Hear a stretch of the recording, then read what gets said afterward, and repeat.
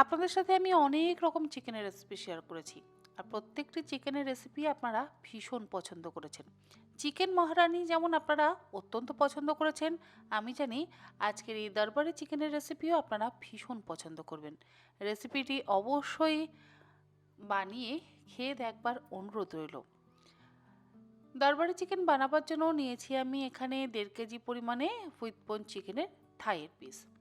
ভালো করে ধুয়ে পরিষ্কার করে নিয়েছি, কোনো রকম বড় সাইজের লেগ পিস রাখিনি। সমস্ত পিসই আমি কারি কাট করে কাটিয়ে নিয়েছি।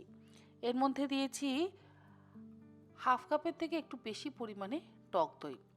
তার সাথে দিয়ে দিলাম ওই 1.5 টেবিল চামচ পরিমাণে আদা রসুন বাটা, আর দিয়ে দিচ্ছি একটু বেরেস্তা।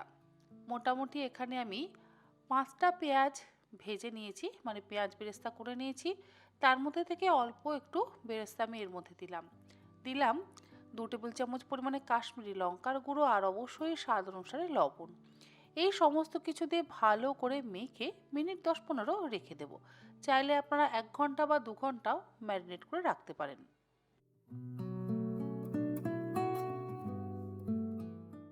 বেরেস্তা ব্যবহার করলে এই রান্নার স্বাদ এবং গন্ধ দুটোই কিন্তু দ্বিগুণ মাত্রায় বদলে যাবে। আর অবশ্যই এই রান্নাতে বেরেস্তা ব্যবহার করতেই হবে।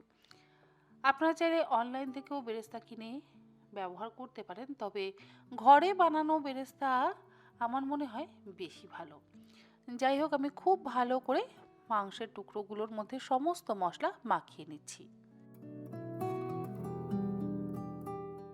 মাংসটা ম্যারিনেট করে নেওয়ার পর আমাদের কিছু ভাজা মশলা তৈরি করতে হবে। তার জন্য এখানে আমি নিয়েছি কয়েক টুকরো দারচিনি, 1 চা চামচ গোটা মৌরি, 1 চা চামচ গোটা জিরে, 4টে ছোট এলাচ, 4-5টা লবঙ্গ, আর 1 টেবিল চামচ পরিমাণে গোটা ধনে এবং 4 থেকে 5টা কাশ্মীরি লঙ্কা। কাশ্মীরি লঙ্কা যদি না থাকে তাহলে আপনারা কাশ্মীরি লঙ্কার গুঁড়ো অবশ্যই ব্যবহার করতে পারেন। আমি এখানে গোটা কাশ্মীরি লঙ্কা ব্যবহার করেছি। আর গ্যাসের ফ্লেমটাকে লোতে রেখে পুরো গোটা গরম মশলাগুলোকে আমি ড্রাই রোস্ট করে নিলাম। মশলাটা ড্রাই রোস্ট করে নেওয়া হয়ে যাওয়ার পর একটা আলাদা পাত্রের মধ্যে ঢেলে ঠান্ডা করে নেব। ঠান্ডা হয়ে গেলে আমরা গ্রাইন্ডিং জারের মধ্যে দিয়ে গুঁড়ো করে নেব। এই মশলাটা কিন্তু অবশ্যই ব্যবহার করবেন। চিকেন মহারানিতে যেরকম একটা স্পেশাল মশলা আমরা ব্যবহার করেছিলাম, দরবারি চিকেনেও ঠিক তেমনই একটা স্পেশাল মশলা আমরা ব্যবহার করব। মশলাটা গুঁড়ো করে নেওয়া হয়ে যাওয়ার পর এর মধ্যে আমি দিয়ে দিচ্ছি 12টা আমন্ড বাদাম। বাদামের খোসা কিন্তু ছাড়িয়ে নিয়েছি। আর ওই 10 থেকে 12টা ভাঙা কাজু। 1 টেবিল চামচ পরিমাণে দিয়ে দিলাম পোস্ত। অল্প একটু জল দিয়ে একদম মসৃণ করে বেটে নেব। এটা আপনারা চাইলে অল্প একটু গরম জল দিয়ে ভিজিয়ে নিয়ে তারপরও বাটতে পারেন।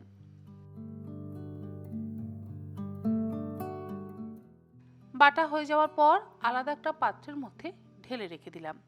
এবারে ওই একই গ্রাইন্ডিং জারের মধ্যে নিয়ে নিলাম একটা মিডিয়াম সাইজের টমেটো। তার মধ্যে দিলাম 3টে কাঁচা লঙ্কা, আর দিলাম যে বাকি পেঁয়াজ বেরেস্তাটা ছিল সেটা। মোটামুটি এখানে আমি হাফ কাপের মতন পেঁয়াজ বেরেস্তা দিলাম। অল্প একটু জল দিয়ে একদম মসৃণ করে বেটে নিলাম। এই রান্নার আরও একটা মূল উপকরণ হচ্ছে পেঁয়াজ বেরেস্তা। যাই হোক, সমস্ত প্রিপারেশন আমাদের কমপ্লিট। এবারে রান্নায় আসি। কড়াইতে দিয়ে দিলাম আমি 3 টেবিল চামচ পরিমাণে সাদা তেল। তার সাথে দিয়ে দিচ্ছি 3 টেবিল চামচ পরিমাণে ঘি। ঘি যদি ব্যবহার করতে না চান তাহলে আপনারা সর্ষের তেলেরও ব্যবহার করতে পারেন। ঘি দিলে অবশ্যই স্বাদ ভালো হবে, তাই আমি এখানে ঘিয়েরই ব্যবহার করেছি। তেল আর ঘিটা গরম হয়ে যাওয়ার পর এবারে ম্যারিনেট করে রাখা মাংসের টুকরোগুলো দিয়ে দিচ্ছি। গ্যাসের ফ্লেমটা এই সময় লোতে রেখেছি। সমস্ত মাংসের টুকরো কড়াইতে দিয়ে দেওয়ার পর গ্যাসের ফ্লেমটাকে হাইতে করে দিয়ে মিনিট 4-5 ভালো করে ভেজে নেব।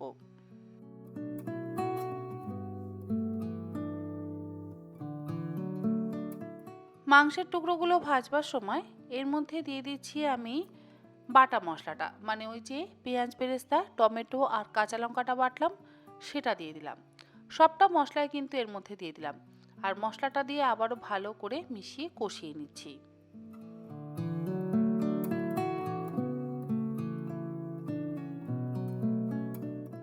মিনিট ৫-৬ সময় ধরে মাংসটা ভালো করে কষানো হয়ে যাওয়ার পর এবার এর মধ্যে দিয়ে দিচ্ছি হাফ কাপ পরিমাণে গরম জল। জলটা দিয়ে আবারও ভালো করে মিশিয়ে নিয়ে ঢাকা দিয়ে গ্যাসের ফ্লেমটাকে লোতে করে দিয়ে আমি মাংসটা সেদ্ধ হওয়ার জন্য অপেক্ষা করব।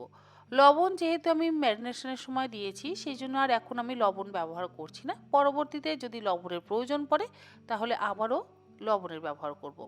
৫ মিনিট পর ঢাকাটাকে খুলে নিলাম। মাংস কিন্তু ভালোভাবেই সেদ্ধ হয়ে গেছে আর মাংস থেকে যথেষ্ট পরিমাণে তেল বেরিয়েছে। এবারে এর মধ্যে ওই যে ভাজা মশলাটা করেছিলাম সেই ভাজা মশলাটা দিয়ে দিলাম। সবটা ভাজা মশলারই প্রয়োজন আছে, তাই জন্য সবটা ভাজা মশলা দিয়ে দিলাম। ভাজা মশলাটা দিয়ে আবারও ভালো করে মিশিয়ে লো ফ্লেমে আমি কষিয়ে নেব। এর মধ্যে পেঁয়াজ বেরেস্তাটা একটু বেশি ব্যবহার করতে হবে আর ভাজা মশলাটা।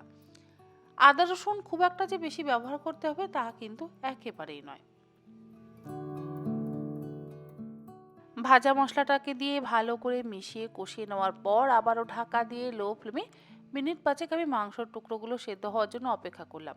৫ মিনিট পর ঢাকাটাকে খুলে নিচ্ছি। আমাদের দরবারি চিকেন কিন্তু অলমোস্ট হয়ে এসেছে, তবে এখনও কিছুটা উপকরণ আমাদের দেওয়া বাকি আছে। সেটা হচ্ছে ওই যে আমরা কাজু, আমন্ড আর পোস্তটা বেটে নিয়েছিলাম, সেটা কিন্তু এখনো পর্যন্ত দেওয়া হয়নি, সেটা এবার দেব। যতটা পরিমাণ কাজু, আমন্ড আর পোস্ত বেটে নিয়েছি সবটাই দিয়ে দিলাম।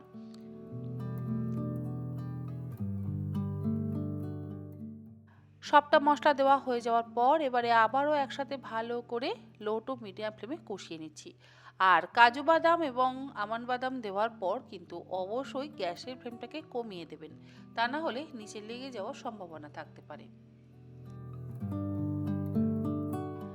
মিনিট ৫-৭ ধীরে ধীরে মাংসটা রান্না করে নেওয়ার পর একদম শেষে দিয়ে দিচ্ছি ড্রাই রোস্ট করে নেওয়া কাসুরি মেথি। কাসুরি মেথি কিন্তু অবশ্যই ব্যবহার করতে হবে। ১.৫ টেবিল চামচ পরিমাণে কাসুরি মেথি আমি ড্রাই রোস্ট করে নিয়ে সেটা হাতের মধ্যে করে গুঁড়ো করে ওপর থেকে দিয়ে দিলাম। আর ফ্রেশ ক্রিমের ব্যবহার করছি না, তবে আপনাদের ইচ্ছে হলে আপনারা ওই ২-৩ টেবিল চামচ পরিমাণে ফ্রেশ ক্রিম একদম শেষে ব্যবহার করলেও করতে পারেন। কাসুরি মেথির গুঁড়ো দেওয়ার পর এবারে আবারও দিয়ে দিচ্ছি সামান্য পরিমাণে একটু চিনি, যেহেতু টমেটো আর টক দই ব্যবহার করেছি টেস্টটাকে ব্যালেন্স করবার জন্য। আর দেব সামান্য পরিমাণে একটু লবণ স্বাদের ব্যালেন্সের জন্য। সমস্ত কিছু দিয়ে ভালো করে মিশিয়ে নিলেই তৈরি আমাদের দরবারি চিকেন। ও হ্যাঁ, ধনেপাতা কুচি সেটা অপশনাল। যেহেতু আমরা কাসুরি মেথির গুঁড়ো ব্যবহার করেছি তাই আর ধনেপাতা কুচির ব্যবহার করলাম না, তবে আপনারা একদম শেষে অল্প একটু ধনেপাতা কুচির ব্যবহার অবশ্যই করতে পারেন। রুটি হোক বা পরোটা বা পোলাও, ফ্রাইড রাইস, লাচ্চা পরাঠা, নান সব কিছুর সাথেই খেতে কিন্তু অসম্ভব ভালো লাগে। অবশ্যই এই দরবারি চিকেন বাড়িতে বানিয়ে সকলকে খাওয়ান এবং নিজেও খেয়ে দেখুন, দেখবেন ভীষণ ভালো লাগবে। তবে রেসিপিটা দেখে আপনাদের কেমন লাগলো সেটা কিন্তু জানাতে আমাকে একেবারে ভুলবেন না। আজকের মতন এই পর্যন্ত। আপনারা সকলে ভালো থাকবেন, সুস্থ থাকবেন। ধন্যবাদ। আর হ্যাঁ, সকলকে জানাই হ্যাপি ইন্টারন্যাশনাল ওমেন্স ডের অনেক অনেক শুভেচ্ছা ও ভালোবাসা। বড়দের জানাই আমার প্রণাম, ছোটদের অজস্র ভালোবাসা। আর আমার যারা সমবয়সী তারা আমার শুভেচ্ছা নেবেন। ভালো থাকবেন সকলে।